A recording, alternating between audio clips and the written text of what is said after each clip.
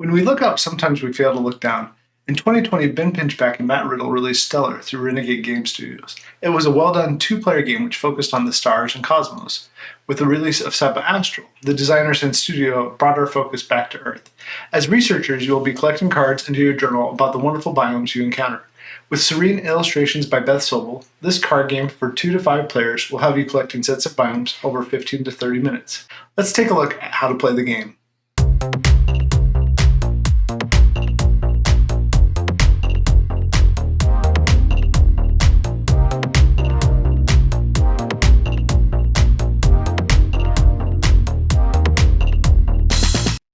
First of all, the deck has a variable number of cards based on number of players.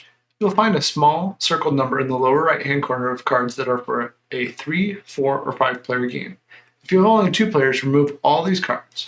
If you have a 3-player game, remove the 4s and 5s. If you have a 5-player game, you don't need to remove any cards. Now, shuffle your deck. Deal a starting hand of 3 cards to each player. Next, insert the game end card into the biome deck as follows. For 5 players, you'll place it above the last 15 cards in the deck. In a 4-player game, it will be above the last 12 cards. In a 3-player game, it goes above the last 9 cards. Finally, in a 2-player game, there will only be 6 cards underneath it. Place the 6 horizontal layout cloud cards in a single row in the center of the table, arranged in numerical order. Place the biome deck at one end of the row, next to cloud number 1. Place the sun card at the other end of the row, next to cloud 6. Reveal 6 cards from the biome deck, placing each one face up on a cloud. These last 2 cards should not be the same number. Place each on the cloud which matches the number shown in the upper left-hand corner. Determine who will start the game in whatever manner you prefer, then give that person the start player card. The goal of the game is to collect as many sets of biome cards as you can. There are 8 biomes in the game. Each card shows you the frequency, or roughly how many of each card exists, in the top left of the card. First, it shows a symbol for what type of biome it is. Next, it shows a number for cloud placement. Then dots for how frequently you will find it. More dots mean you will find more cards like this more frequently. Less dots mean less frequently is this card found in the deck. On your turn, you will either be playing cards to your hand or to your journal. However, cards are not played directly from your hand to your journal. Your journal is the cards you have collected during your turn, which will stay face up in front of you. On your turn, you will play a card to a cloud. Place it underneath the cloud matching the card on the upper left of the card.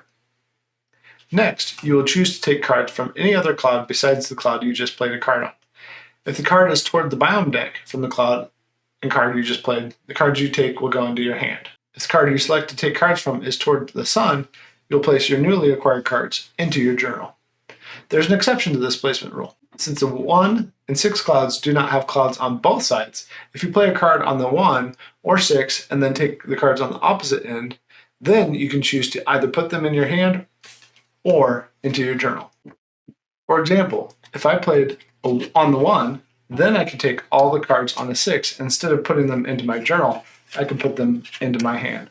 When placing cards into your journal, you must observe the following rules. Your first biome will go on your left.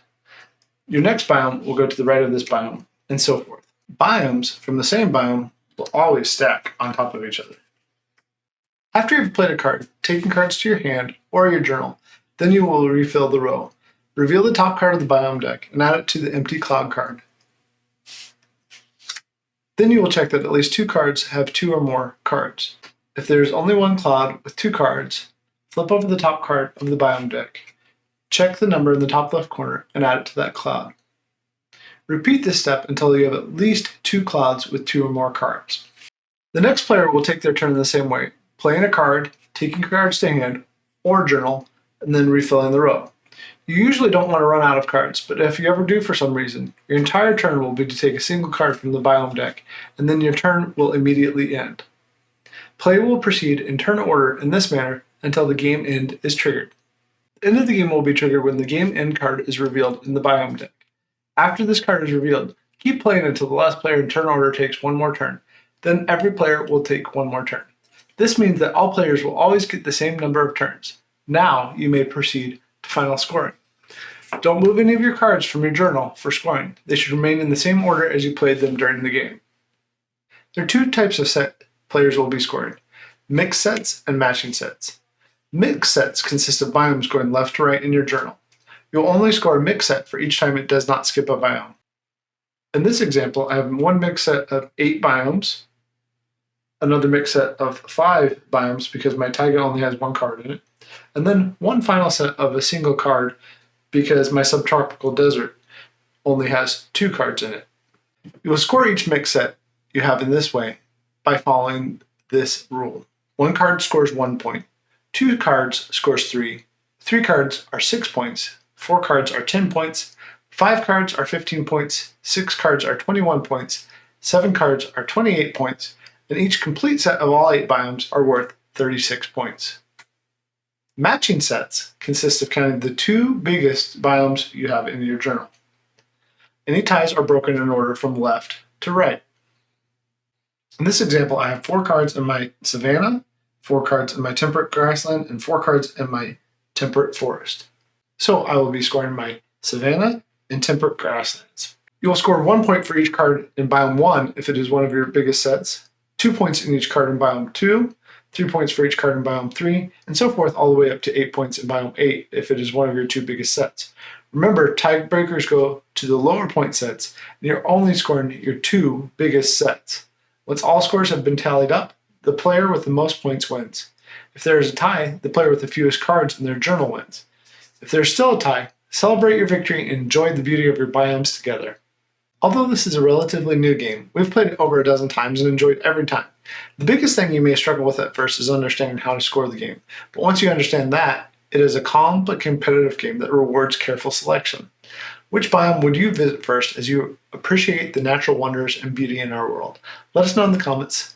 Please subscribe and like this video so that we can continue making content like this. We hope you enjoy Subastral as much as us, and happy gaming.